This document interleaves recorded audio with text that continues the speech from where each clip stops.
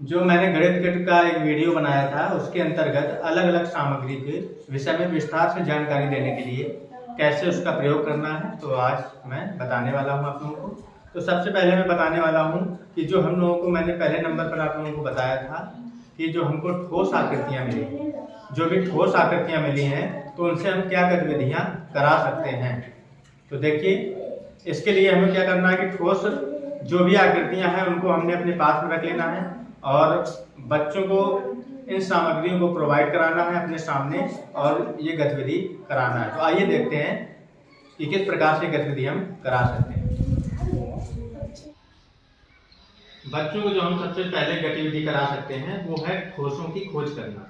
ठोसों की खोज करने से क्या तात्पर्य है, जो भी सॉलिड्स आकृतियां बच्चों को हम लोग देंगे तो सबसे पहले हमको क्या करना है कि दो समूहों में बच्चों को ये आकृतियां बांट देंगे और कहना है कि बच्चों अपने अपने स्तर से आप लोग कोई आकृति का निर्माण इन आकृतियों से कर सकते हो। तो बच्चे अलग अलग दोनों ग्रुपों के कुछ आकृतियां बना के लाते हैं। जैसे बच्चे एक ग्रुप ये बना के लाया, ठीक है, तो उसने कल्पना की है कि एक मनुष्य की आकृति है। तो और दूसरा ग्रुप है वो एक जो है तरह से गाड़ी बना के लाता है। तीसरा ग्रुप है एक ये जो है खेल की डिजाइन बना के लाता है।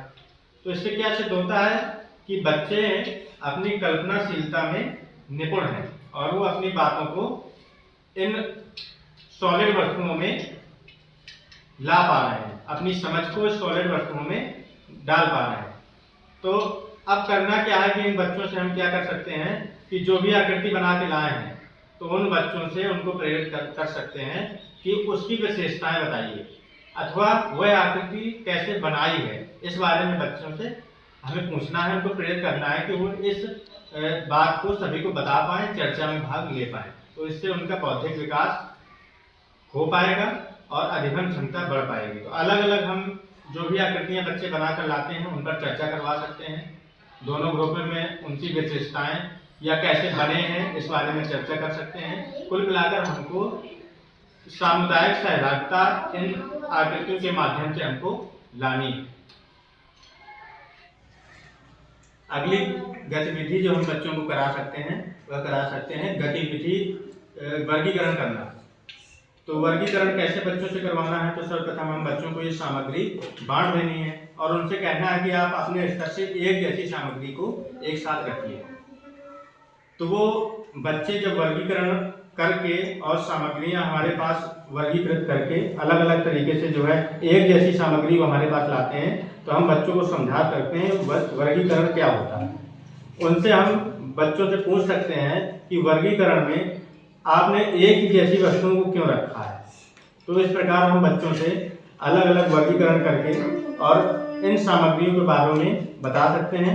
ध्यान रहे कि हमें कभी भी अपने इस वार्तालाप के दौरान बच्चों से गतिविधि के दौरान कभी भी घन घनाभ या गोले जैसी शब्दों का इस्तेमाल नहीं करना है, क्योंकि अभी कक्षा 1 और 2 में इन शब्दों का इस्तेमाल नहीं किया जाना है। तो हम आप लोग देख पा रहे हैं कि जैसे बच्चों ने ये एक अलग सेट बनाया, एक जैसी चीजें, ये एक जैसी चीजें बनाई, ये एक जैसी चीजें जो है बना के लाए। तो इस प्रकार से बच्चों में वर्गीकरण की भावना का विकास हो सकता है। ये देखिए गोले बना के लाए एक जैसे, ये देखिए त्रिभुज जो आकृतियां हैं तो वो बना के लाए, ये चकतियां देखिए एक जैसी हैं तो बना के लाए। तो इस प्रकार बच्चों में हम अगली गतिविधि हम बच्चों को करा सकते हैं लुढ़कने और सरकने की गतिविधि। बच्चे जो है लुढ़कने और सरकने की प्रक्रिया को हम व्यक्तिगत रूप से बच्चों को बुलाएंगे सिखाने के लिए।